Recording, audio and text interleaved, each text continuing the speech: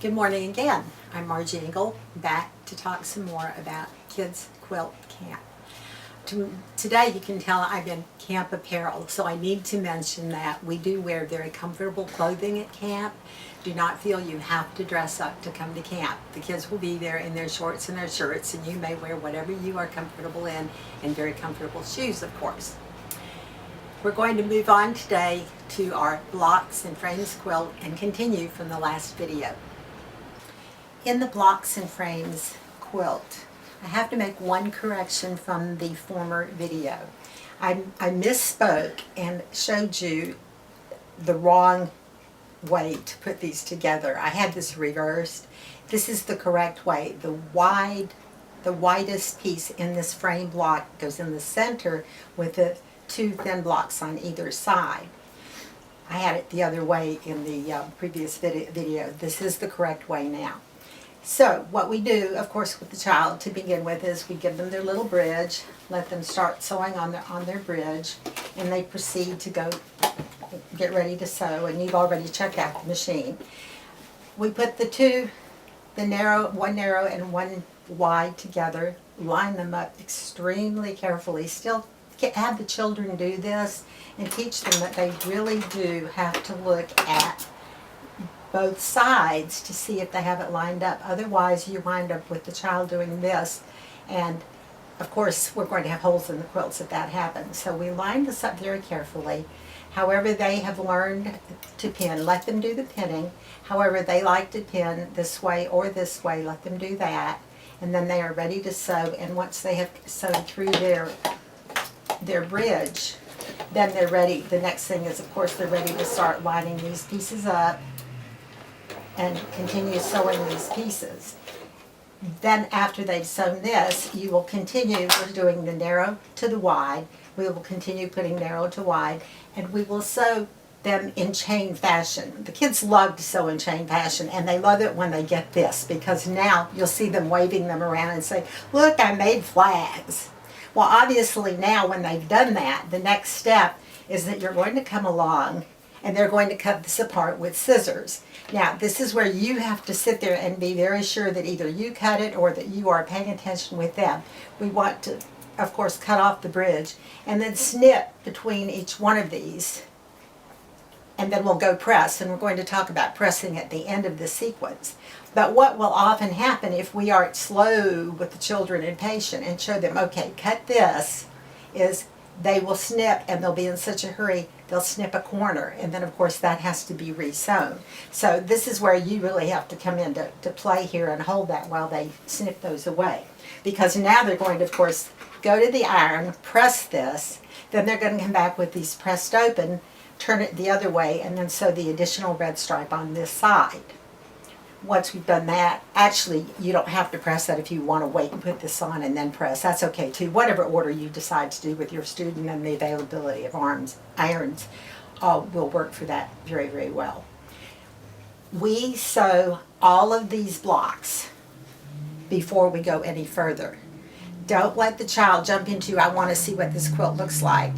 For very definite reasons, it's better to go on and sew every one of these blocks before you go any further. Now let's take a look at how we lay this quilt out. But before we do that, let me tell you something too.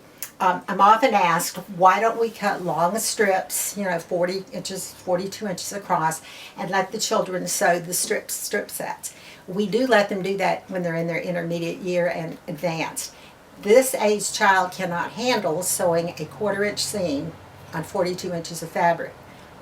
Even 21 inches is a challenge for the intermediates. They much prefer, and we have even asked them, do you prefer this? They much prefer seeing instant blocks being built, and they can concentrate on that block being the 1/4 inch because that's their first challenge. And you will continually, these rulers are beside them all the time so that you will continually show them, measure your seam, check your seam. That's a constant repetition. Okay, now we're going to look at how we lay this block, how we lay this quilt out. Now that you have completely sewn all of the frame blocks, you're ready to show the child the next step in putting this quilt together. We have frame blocks and we have focus fabric blocks. It's very simple, of course. We're going to sew this all together, and eventually this will be what we get. Now you will notice immediately, and then I'll show you the diagram, the first row, the frame blocks go vertically. In the second row, they go horizontally. It's what makes the frame around this focus fabric, and it's a very attractive little quilt. They love them. But of course, we have to pay attention to get to that point.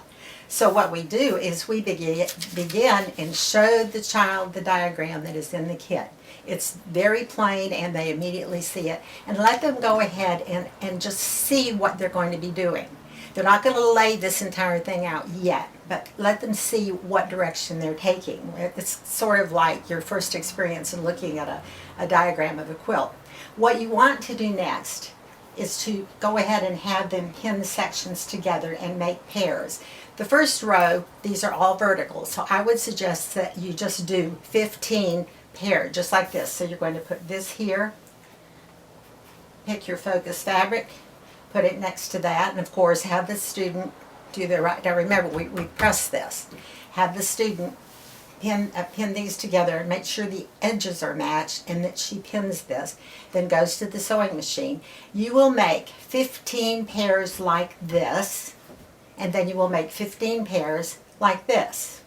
After you've sewn those sets, you will still have some fabrics left over.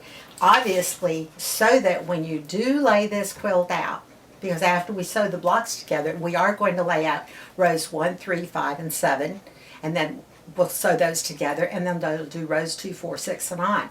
But if you look at this, we've sewn these pairs together. Now right here we have 1, 2, 3 pair, and then an odd block.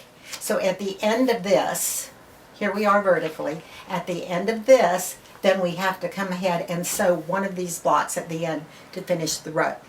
And that's how we do all of the rows. We go ahead and do pairs and then go at the end. Sometimes people the kids get eager and they start laying out the rows and sewing in rows, and that's okay if they really want to. But if you sew 15 pair, then you're more likely to make fewer mistakes. And that fewer mistakes, of course, means less tearing out in the end. So that's the way that we'll do that. But I do want to talk about pressing. We're going to talk seriously about pressing as opposed to ironing.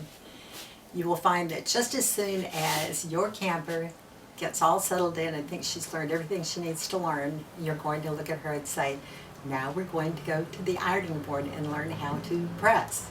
And most likely this child has not even used an iron. We don't iron much today, clothing, so these kids really haven't handled irons. So we're going to talk about how to teach them to press. So we go to the ironing board with our camper, and what we have in hand are these pieces that we have just sewn and chain stitched and cut apart. So we take these, and we do teach them right off the bat to iron toward the dark, with their seams toward their darkest fabric. Now you may ask me which is the darker here. It probably doesn't matter. But the first thing we do is show them, put the iron down like that, hold it for a few seconds, and that sets the seam. Believe it or not, I learned this in college and about clothing construction, and it's true about clothing and quilting. It's extremely important in quilting. And I really think the difference in good quilts sometimes is the pressing job that we do. Once we've done this number, then we want to open this up and determine which is the dark and the light. But just have the student kind of push that a little bit, but teach her to let her iron do the work. So that you can see this, I put my iron here and I push it toward how I want the seam to go. That way, hold it for a minute, pick it up. You'll notice I am not doing this number, and the student will be very inclined to start talking to you and doing that, and it will drive you nuts. So you need to begin in the very beginning teaching them, okay, put this down, press, count, 1, 2, 3, or whatever. Then let them push this a little bit and then iron that way. You see the way it's ironed, the seam is going toward the red. If I wanted the seam, the red, to go toward the blue, I'd obviously have to turn it over, press it this way, and push it over so that the seam went behind the blue. You'll have to determine, every kit is different, you'll just have to determine the direction on that. It's not a big problem. I do like pressing these open at this step and then going back to the machine and then adding the next piece. So you go to the machine and this has already been pressed open, and then they sew these pieces on again, chain stitching, and then we come back to the ironing board and this has already been pressed.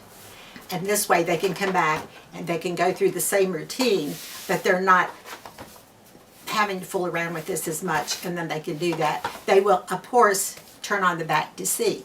Now, you will notice every time I've been ironing on the front side of the quilt. And we iron on the front side of the quilt. All my life I have been taught to iron on the front side of the quilt. And here's why. If I were to start on the back side of the quilt and press this, it's very likely that I would press little tiny pleats right in here. And that, of course, is not what we want. So if you start on the front side and work exactly where you are working and do these motions, you will be fine, and let your iron do the work. You actually put it down, press down, then let the iron do the work. And it's really very easy. If you teach the child from the beginning, that's a good thing.